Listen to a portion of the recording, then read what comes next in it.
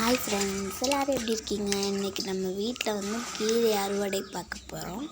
இந்த கீரை எனக்கு ரொம்ப பிடிக்கும். இது நாங்கள் எப்போதுமே ரெகுலராக வாங்கக்கூடிய கீரை. இது இதோட வேர் பகுதி மட்டும் இருந்தது. அதை நான் எடுத்து நடவு பண்ணியிருந்தேன். அது நல்லாவே இப்போ நமக்கு வந்துருச்சு. இப்போ நம்ம அதை கட் பண்ணிக்கலாம்.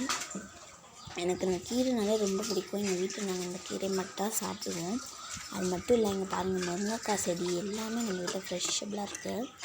பாருங்கள், உங்களுக்கும் இந்த கீரை பிடிக்குன்னா மறக்காமல் ஒரு லைக் போட்டுருங்க.